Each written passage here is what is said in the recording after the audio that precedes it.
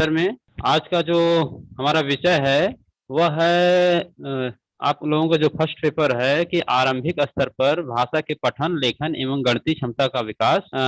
इसी पेपर में आज हम लोग जो अशुद्ध उच्चारण कैसे बच्चे करते हैं, उसके क्या कारण हैं, उसका फिर निवारण कैसे। आज का जो प्रकरण है वह है अशुद्ध उच्चारण कारण और निवारण।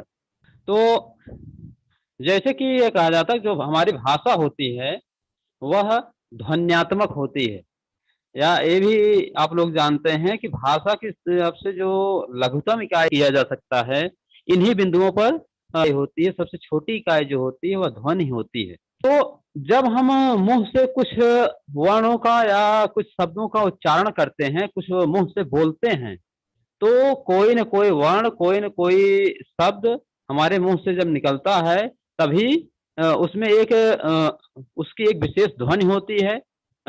उस ध्वनि चिन्हों के माध्यम से ही हम उन वर्णों को या उन शब्दों को पहचानते हैं। तो आज की हमारा जो ये टॉपिक है, आज का जो हमारा विषय है वह यही है कि जो भी हम लोग बोलते हैं वह कैसे बोलें कि वो शुद्ध हो, जिससे कि बच्चे शुद्ध रूप से उसको सुन सकें और उसको अच्छी तरह से लिख सकें। क्योंकि हिंदी भाषा हमारी जो है वह उसमें यह व्यवस्था की गई है कि जैसे बोली जाती है वैसे ही यह लिखी जाती है। इसकी ध्वनि जिस तरह से निकलती है उसका लेखन भी उसी तरह से होता है। तो अगर मान लीजिए हम हिंदी भाषा को उच्चारण ही गलत करेंगे, उसको हम गलत ढंग से बोलेंगे ही, उसको उच्चरित ही गलत तरीके से करेंगे, तो हमारा जो लेखन होगा वह अपने आप ही गलत हो जाएगा। क्योंकि जो सुना जाता है वही लिखा जाता है। तो जो छोटे-छोटे बच्चे होते हैं उनको इतना पता नहीं होता कि कौन से शब्द कैसे लिखे जाते हैं। तो पहले जब हम उनको बताते हैं हिंदी की वर्णमाला और उनसे फिर मिलाकर जब शब्दों को बताते हैं, तो इन सारी चीज़ों को जब बच्चे देखते हैं, जानते हैं, तो अध्यापक के द्वारा या जो वहाँ सर हैं, जो मैडम उनको पढ़ा रही हैं, वो जिस तरह से उच्चारित करते हैं शब्दों को, उसी तरह से बच्चे भी लिखने का प्रयास करते हैं। देखिए, जैसे कुछ भाषाएँ हैं, जैसे मान लीजिए आपकी अंग्रेजी भाषा है, तो अंग्रेजी भाषा में इस तरह की कोई व्यवस्था नहीं है कि उसमें जैसा बोला जाता है वैसा ही लिखा नहीं जाता। आप लोग देखे होंगे कि अंग्रेजी भाषा में कुछ शब्द ऐसे होते हैं कि या कुछ वर्ण उसमें ऐसे होते हैं कि उनका प्रयोग तो होता है उसमें, माने रहते तो हैं,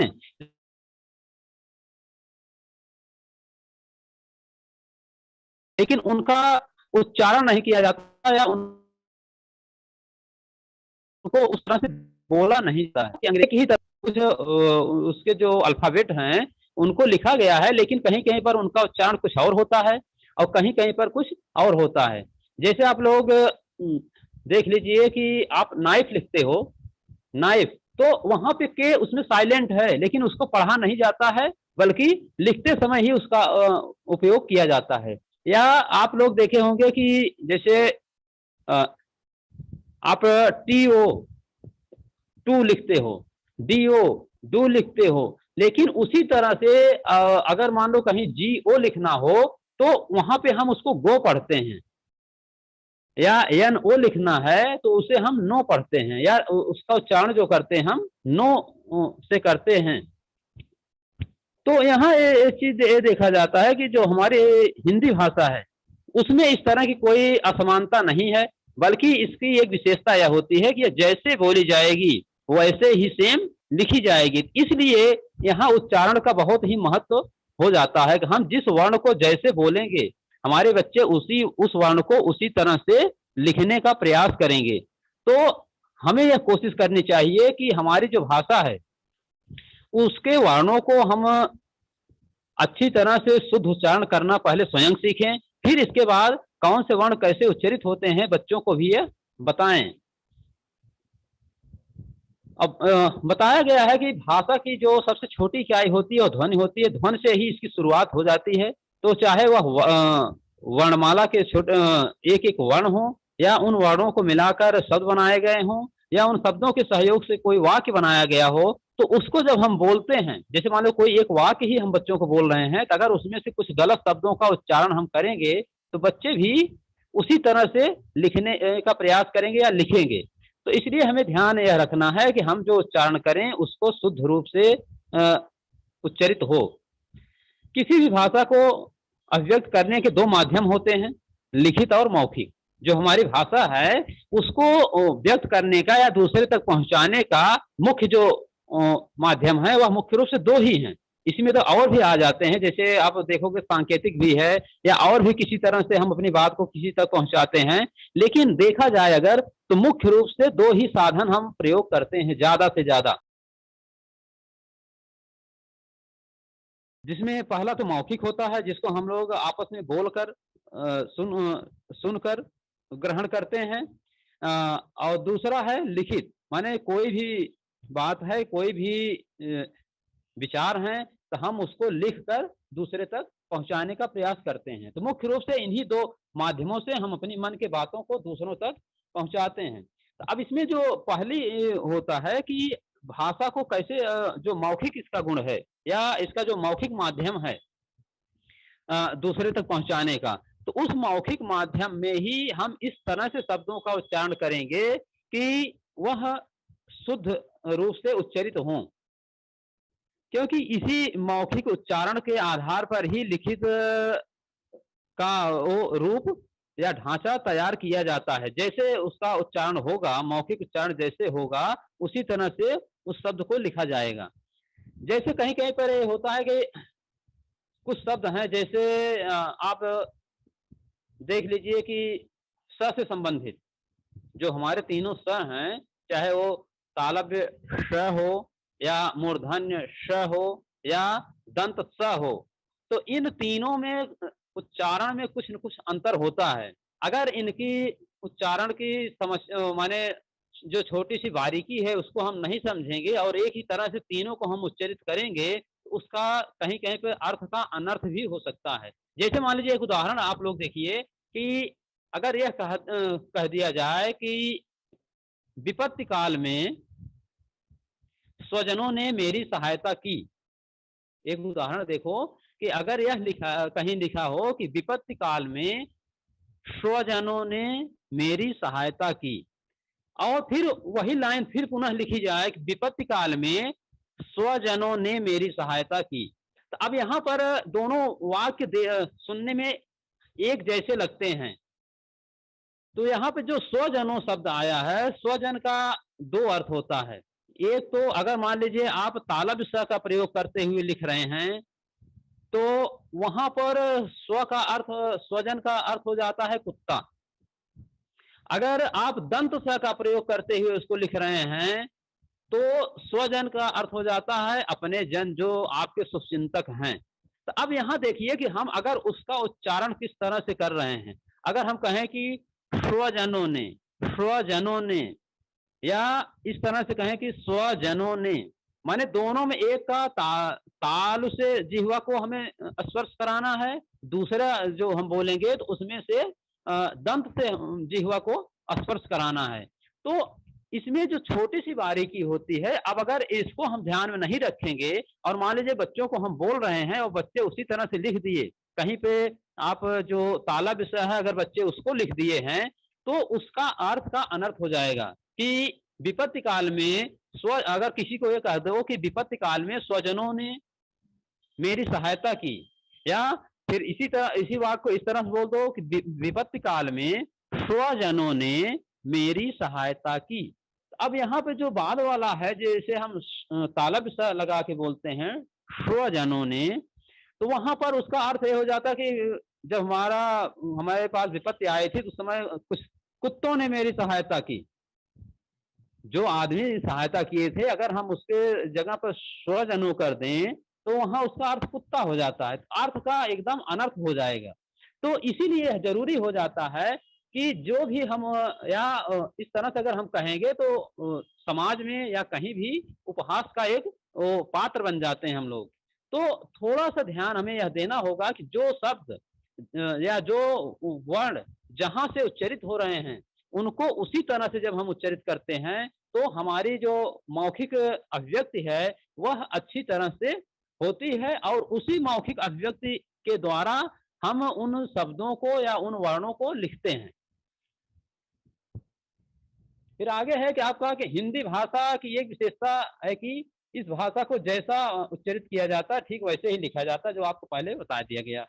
आप जैसे इसको बोलोगे वैसे लिखोगे, इसमें कोई साइलेंट शब्द नहीं है, और इसका कोई अलग से व्यवस्था नहीं है कि इसको यहाँ पे कहीं पे इस तरह से बोला जाएगा या फिर दूसरी जगह उसको दूसरी तरह से बोला जाएगा, ऐसी कोई व्यवस्था नहीं है।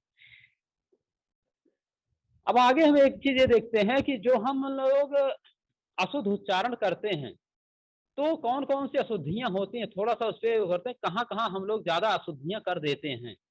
तो पहले कम से कम अपनी अशुद्धियाँ पता चलें, हम कहाँ-कहाँ अशुद्धि करते हैं, फिर उसका क्या कारण होता है, उसको देखेंगे, फिर उसका निवारण क्या होता है, इस पर चर्चा करेंगे। तो प्रमुख जो हमारी अशुद्धियाँ होती हैं, जो हमारी प्रमुख रूप से गलतियाँ होती हैं बोलते समय, वह यही है कि जैसे कहीं-कहीं पर ये होता है कि लिखा तो ह्रस्व ई जाता है, अ, या ह्रस्व अ लिखा होता है, लेकिन जब उसका हम उच्चारण करते हैं, तो वहाँ पे दीर्घ ई का उच्चारण करते हैं। जैसे मान लीजिए कापी, मुनि, रवि, इस तरह के शब्द लिखे हुए हैं, और मान लीजिए जब हम अगर इसको बोलते हैं तो कभी-कभी थोड़ा-सा अपनी जिह्वा को आराम देने के लिए रवि, या हम किसी को जैसे कभी बुलाते हैं, तो किसी का नाम रवि है, तो उसका शुद्ध नाम जो होता है रवि होता है, रवि माने सूर्य होता है। लेकिन जब हम उसको बुलाते हैं तो वहाँ रवि कहते हैं, या जैसे कपि है, कपि, मुनि है, मुनि। तो इस तरह से जब हम बोलते हैं तो वहाँ पर मान लीजिए हम कहीं भी बच्चों को कहते हैं कि बच्चों लिखो मुनि, तो बच्चों को ये नहीं पता है कि मुनि में छोटी ई की मात्रा लगनी है कि बड़ी की मात्रा लगनी है, बल्कि आप उनको पहले जब वर्णमाला पढ़ा रहे थे, तो उस समय आप बताए थे कि बच्चे माने जिस वर्ण को हम कोई भी स्वर होगा, उसको जिस तरह से उच्चरित करेंगे, उसकी मात्रा उसी पर आधारित होगी। अगर मान लो उसको कम समय में उच्चरित कर रहे हैं, तो उस पर एक मात्रा लगती है। अगर उसको उसी वर्ण को हम ज़्यादा समय तक उच्चरित कर रहे हैं या उससे जस्ट डबल का समय ले रहे हैं, तो वहाँ पर 2 मात्रा लगती है। तो अगर हम यहाँ कह दें कि कवि, तो कवि जब ई कहते हैं तो वहाँ पर ई और ई दोनों में अंतर हो जाता है। जहाँ छोटी लगनी चाहिए या छोटी की उच्चारण करना चाहिए, वहाँ पे हम बड़ी ई का उच्चारण कर रहे हैं। तो बच्चे भी इसको जब सुनते हैं तो वो वही बड़ी ई का उच्चारण को पता होता है। इस तरह से देखा जाता है कि जो अ, हम जिस तरह से बच्चों को पढ़ा रहे हैं या जिन बातों को बच्चों को बता रहे हैं, उसमें यह ध्यान रखें कि उसका उच्चारण हम कैसे कर रहे हैं। जब हमारा ही उच्चारण गलत होगा, तो बच्चे तो अपने आप ही गलत उच्चारण भी करेंगे और गलत लेखन भी करेंगे।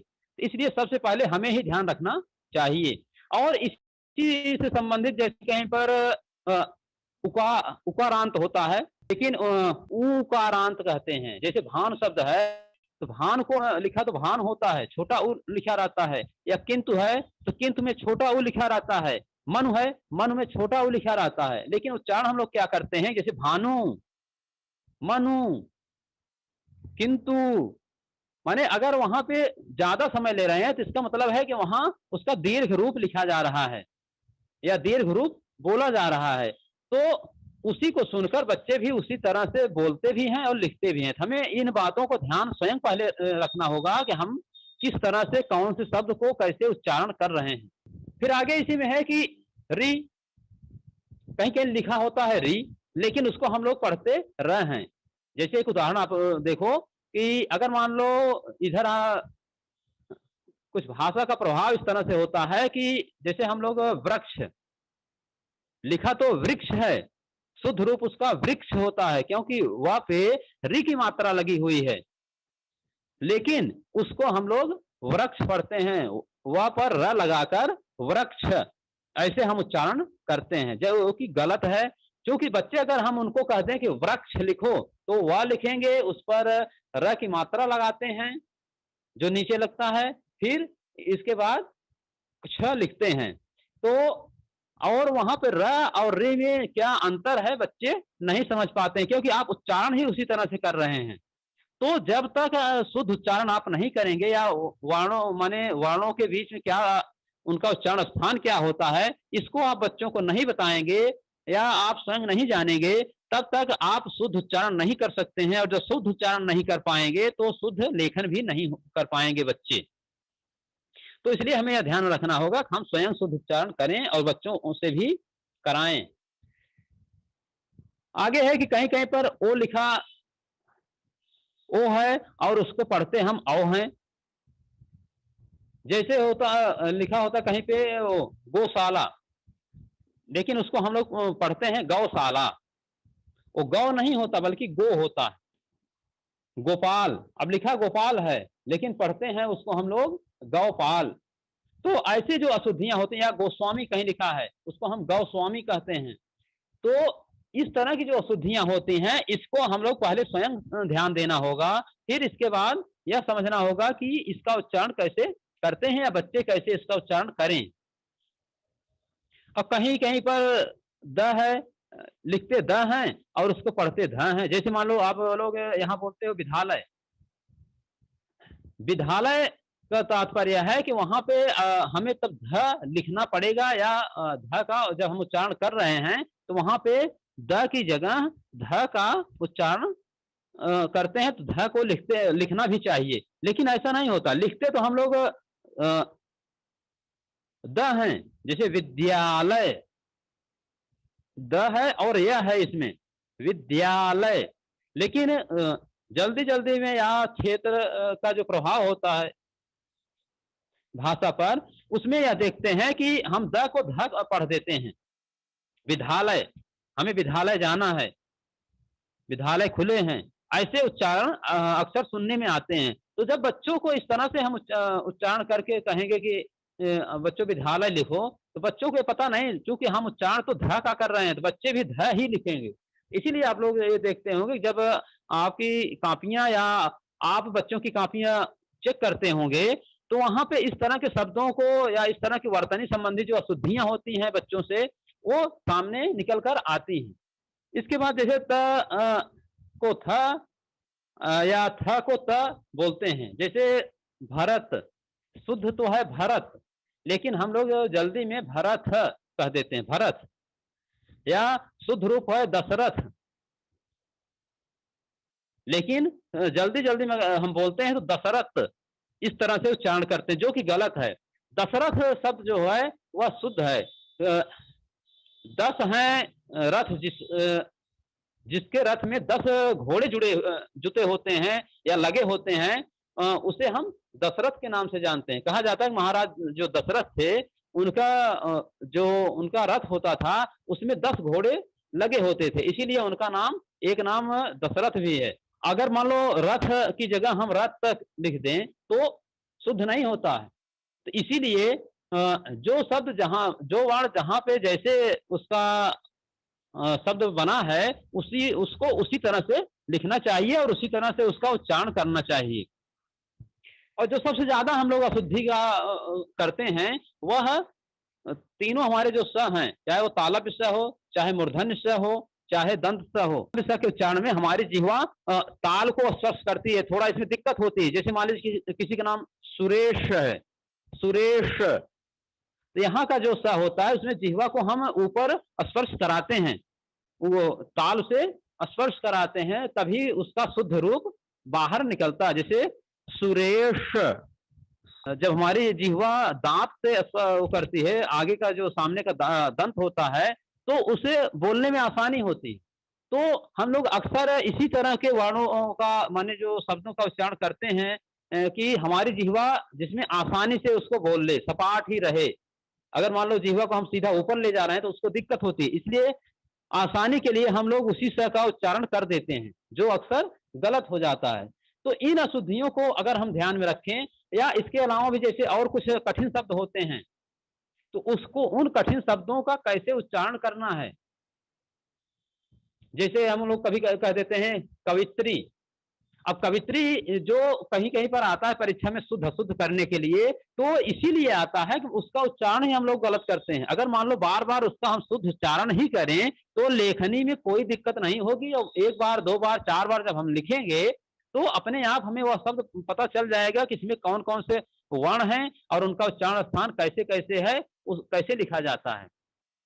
तो इसलिए हम जो कुछ कठिन शब्द होते हैं उनको भी बच्चों को बार बार दिखाते रहें, बार बार उनका उच्चारण उनके सामने करवाते रहेंगे, तो उन शब्दों को भी बच्चे आसानी से समझ जाएंगे, जान जाएंगे। ये तो था कि कैसे कैसे उच्चारण होता है, माने गलत उच्चारण कहाँ कहाँ पर होता है। अब ये जो हमारे गलत उच्चारण होते हैं वो किस कारण से होते हैं, इसका कारण क्या है, इसको भी हम लोग थोड़ा सा देखते हैं, जानते हैं। तो अशुद्ध उच्चारण के कारण, माने हम लोग अशुद्ध उच्चारण क्यों करते हैं, इसमें पहला कारण आपका यही है कि ध्वनि लोपन, दूसरा है ध्वनि विकृति, तीसरा आपका है ध्वनि विपर्यय, चौथा ध्वनि का सही ज्ञान न होना, उच्चारण के नियमों का ज्ञान न होना, हकलाना और तुतलाना, स्थानीय बोलियों का प्रभाव और दोष युक्त श्रवण। यही जो प्रमुख कारण हैं वो मुख्य रूप से यही है कि इन्हीं कारणों से हम लोग अशुद्ध उच्चारण करते हैं। अब इसमें सबसे पहले देखते हैं कि ध्वनि लोपन क्या होता है। ध्वनि लोपन का तात्पर्य होता है कि जब मान लीजिए कोई भी शब्द का हम उच्चारण करते हैं, कोई किसी भी शब्द को हम बोलते हैं, तो उसमें से जो अक्षर होते हैं उसका हम लोप कर देते हैं,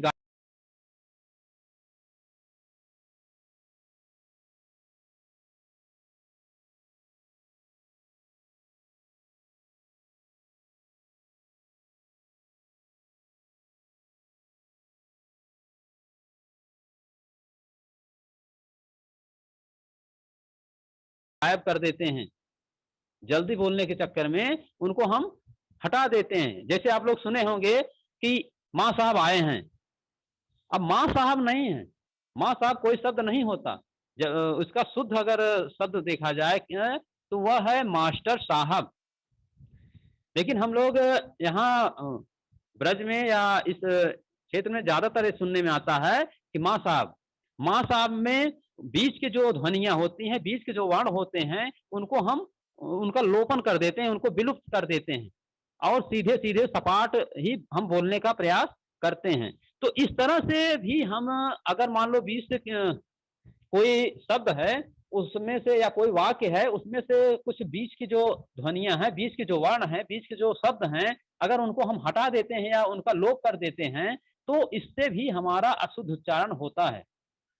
तो जब हम अशुद्ध उच्चारण करेंगे तो बच्चे भी उसका अशुद्ध उच्चारण करेंगे और अशुद्ध रूप से लेखन भी करेंगे। तो कोशिश हमें यह करनी चाहिए कि जो शब्द जैसे बने हैं उसको उसी तरह से हम बोलने का प्रयास करें, उसको पूरा बोलें, उसका कोई शॉर्टकट ना अपनाएं। तो जब हम उसको अच्छी तरह से उच्चारण करेंगे, आगे इसी में है आपका ध्वनि विकृत। ध्वनि विकृत का अर्थ यह होता है कि जो उसकी ध्वनियां हैं, जो उसमें वर्ण हैं, उसको हम उसका रूप परिवर्तन कर देते हैं। उसको हम थे कि हम लोग कौन कौन से उच्चारण कैसे हम करते हैं जो हमारा अशुद्ध हो जाता है। तो अब उसका कारण क्या होता है, माने किन कारणों से हम अशुद्ध उच्चारण करते हैं। उसमें सबसे पहला आपका यही है कि ध्वनि लोपन। ध्वनि लोपन में हम लोग ये करते हैं कि जैसे बीच के कोई भी शब्द है या बीच के कोई भी माने कोई भी वाक्य है, उसमें से बीच से कुछ शब्दों को या कुछ वाक्यों को, उसमें से कुछ वर्णों को हटा देते हैं या उसका लोपन कर देते हैं, वो लुप्त हो जाते हैं।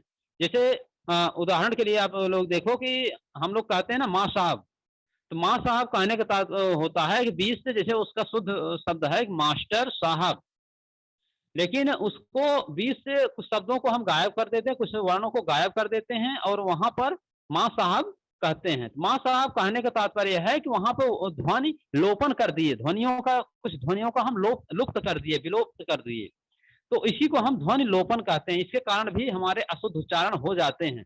तो इन अगर हम थोड़ा सा भी ध्यान रखें कि कोई जो शब्द या जो वाक्य जिस तरह से उच्चरित होता है, जैसे बना है, उसी उसका पूरा पूरा उच्चारण करें किसी शब्द का या किसी वर्ण का उसमें से हम विलुप्त उसको न करें। फिर आगे है दूसरा कि ध्वनि विकृति। ध्वनि विकृत का मतलब ये होता है कि जो ध्वनियां हैं, जो ध्वनियों को हम बोल रहे हैं, उनका रूप बिगाड़ देते हैं, उनका रूप बदल देते हैं, या उसमें कुछ न कुछ परिवर्तन कर देते हैं अपने अनुसार। जैसे मान लीजिए आप लोग अभी बताया गया कि विद्यालय जब पढ़ते हो तो शुद्ध शब्द है विद्यालय, लेकिन उसका विकृत करके, उसको थोड़ा बिगाड़ करके विद्यालय पढ़ते हैं। चाहे वो जिस कारण से, चाहे क्षेत्रीय का प्रभाव हो या कुछ और भी हो, तो उसे अगर माने द के जगह हम ध पढ़ रहे हैं, तो वहां पर उसका ध्वनि विकृत हो गई, ध्वनि जो थी उसको हम बिगाड़ दिए। या कभी कहीं पर हम कहते हैं जैसे कवि, मुनि, भानु, इस तरह के जो शब्दों का उच्चारण करते हैं, उसका माने वहां पर यही होता है कि ध्वनि विकृत हो जाती है। वह जो मूल ध्वनियां हैं जिससे वह, जैसे वह बोली जाती है, उसको हम विकृत कर देते हैं, उसको बिगाड़ देते हैं। तो इसी को हम लोग कहते हैं ध्वनि विकृति। इसके कारण भी अशुद्ध उच्चारण होते हैं। तो हमें ध्यान ये रखना चाहिए कि हम किसी भी शब्द को उसको विकृत न करें, बिगाड़े ना, बल्कि जैसा है वह, उसमें जिन जिन वर्णों का प्रयोग हुआ है, अगर मान लो कोई वाक्य है तो उसमें जिन जिन शब्दों का प्रयोग हुआ है, उसको उसी तरह से अगर हम उच्चारण करेंगे तो हमारा शुद्ध उच्चारण होगा। फिर आगे इसी में है कि ध्वनि विपर्यय। ध्वनि विपर्यय का तात्पर्य होता है कि उलट पुलट देते हैं। कहीं कहीं पर आप देखे होंगे कि जो पहले शब्द आना चाहिए वो बाद में जो पहले वर्ण आना चाहिए वह बाद में आ जाता है, या जो बाद में आना चाहिए वह पहले आ जाता है। जैसे कहीं कहीं आप लोग कुछ बच्चों को बोलते हुए सुने होंगे, या किसी व्यक्ति को बोलते हुए सुने होंगे कि मतबल, मतबल, मतबल नहीं होता, बल्कि शुद्ध रूप होता है मतलब। तो उसका जो है हम लोग स्थान उलट दिए, यहां से वहां कर दिए, वहां का यहां कर दिए। तो जब हम लोग किसी भी शब्द के वर्णों का स्थान बदल देते हैं या उलट देते हैं, तब भी हम अशुद्ध उच्चारण करने लगते हैं या बोलने लगते हैं। तो हमें कोशिश यह करनी चाहिए कि जो वर्ण जहां से उच्चरित हो रहे हैं या जिसको जिस स्थान पर रखा गया है, उसको उसी स्थान पर अगर हम रहने दे रहे हैं, तो हमारा उच्चारण जो होगा वह शुद्ध होगा। फिर इसके बाद आगे है कि ध्वनि का सही ज्ञान न होना। कौन सी ध्वनि किस तरह से उच्चरित होती है, जब इसका ज्ञान नहीं रहता है, तो वहां पर भी अशुद्धियां हो जाती हैं, या बोलने में जो उच्चारण संबंधी अशुद्धि हैं वह होती हैं। और है उच्चारण के नियमों का ज्ञान न होना। उच्चारण के जो नियम होते हैं या जो उच्चारण स्थान बताए गए हैं, कौन सा वर्ण कहाँ से उच्चरित होगा, जब उसका ज्ञान बच्चों को नहीं होगा या उसका ज्ञान अध्यापक को नहीं होगा, तो वह अशुद्धि करेगा ही करेगा। क्योंकि जो वर्ण जहां से उच्चरित हो रहे हैं, अगर उसको हम वहां से न उच्चरित करें तो उसकी ध्वनि परिवर्तित होगी, ध्वनियों में कुछ न कुछ अंतर आएगा। तो जब वो अंतर आता है तो बच्चे उसी तरह से सुनेंगे भी, और उसी तरह से जब सुनेंगे तो वैसे लिखने का भी प्रयास करेंगे और वैसे वो बोलेंगे भी। तो हमें यह ध्यान रखना चाहिए कि हम पहले जब इसीलिए बताया जाता है कि जब वर्णमाला आप लोग पढ़ाते हो तो उसी समय बच्चों को उनके उच्चारण स्थान को भी आप बता दो कि कौन सा वर्ण कहाँ से उच्चरित होता है। उसको उच्चरित करने में हमारी जो जिह्वा है कहाँ पे स्पर्श करेगी। तो इन सारी बातों को जब बच्चे जान जाते हैं, तो या किस वर्ण के उच्चारण में अ, ध्वनि जो होती है अल्प प्राण का प्रयोग होता है, हवा मुख से थोड़ा कम निकलती है, या किन वर्णों के उच्चारण में हवा मुख से ज्यादा निकलती है, जिसे अल्प प्राण और महाप्राण कहते हैं, या घोष अघोष कहते हैं, माने जो कंपन हमारे स्वर तंत्रियों में होता है। तो इन सारी चीजों को इसीलिए पहले बताया जाता है वर्णमाला के समय ही, कि बच्चे जो है उच्चारण गलत तरह से न करें। अगर मान लीजिए हम बच्चों को ये सब चीजें पहले से नहीं बताएंगे, तो उनको पता नहीं होगा कि कहाँ पे अल्प प्राण होता है, कहाँ पे महाप्राण होता है, या अल्प प्राण और महाप्राण में क्या अंतर होता है। अगर इसको नहीं समझ पाएंगे तो उसका उच्चारण भी वो सही तरह से नहीं कर पाएंगे। फिर आगे है हकलाना और तुतलाना। हकलाना और तुतलाना में कभी कभी यह आप लोग देखे होंगे कि कुछ बच्चे होते हैं या कुछ टीचर होते हैं, कुछ शब्दों को या कुछ वर्णों का सही उच्चारण नहीं कर पाते हैं। वो चाहे वो तुतलाने की वजह से हो, या और को हकलाने की वजह से हो या और कोई समस्या हो उनकी, तो उसकी वजह से वो सही शब्दों का या सही वर्णों का उच्चारण नहीं करते हैं। जैसे हम लोग आपको बताते हैं कि हमारे साथ में एक लड़का पढ़ता था, वो कक्षा 6 से, तो वहाँ पे वह ल वर्ण का उच्चारण नहीं कर पाता था। उसका नाम भी ललित था, ललित। जब उसके नाम उसको एक बार, 2 बार हमारे जो सर जी थे वो सुने, देखे, तो उनको ये लगा कि इसका इस तरह से अगर ये बोलेगा तो धीरे-धीरे इसकी आदत हो जाएगी। तो उसको छुड़ाने के लिए या उस तरह से उसको ल वर्ण का सही उच्चारण कराने के लिए बार-बार उसके नाम को पूछते थे कि बेटा तुम्हारा क्या नाम है? उसको सामने बैठा लेते थे, डेली पहले आते थे, उसके नाम को पूछते थे। तो जब वो अपना नाम बताता था तो ल की जगह अ बोलता था। तो उसका नाम ललित था, तो वह अयित कुमार बताता था, अयित कुमार।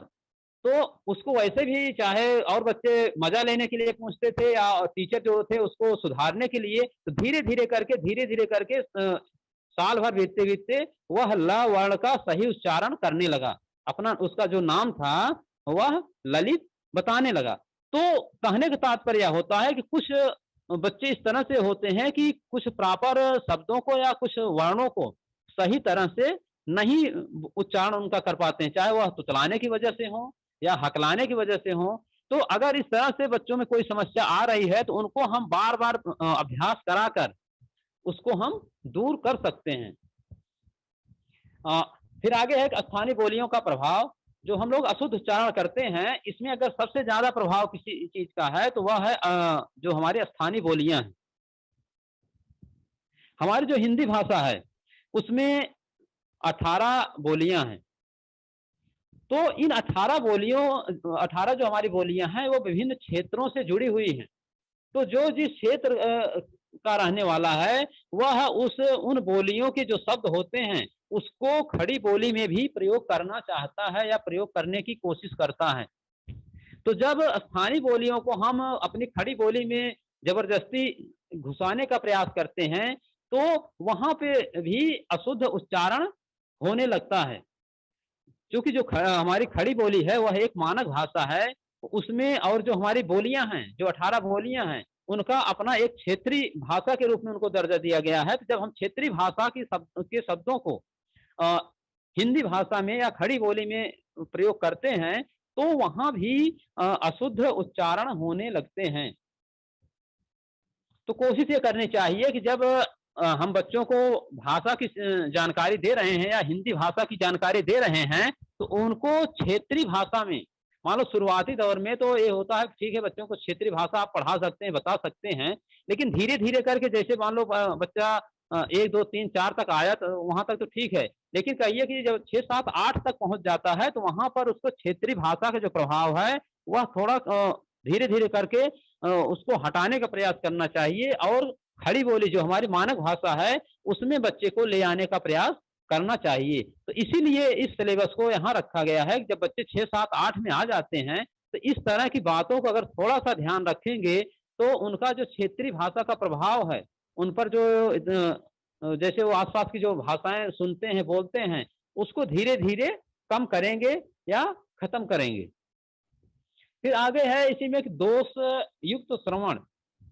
कभी-कभी होता क्या है कि जैसे मान लीजिए कुछ बच्चे कान से थोड़ा कम सुनते हैं, तो ऐसे बच्चों को जब उनको कम सुनाई ही देगा शब्दों का उच्चारण, तो जो सुनेंगे वही लिखेंगे।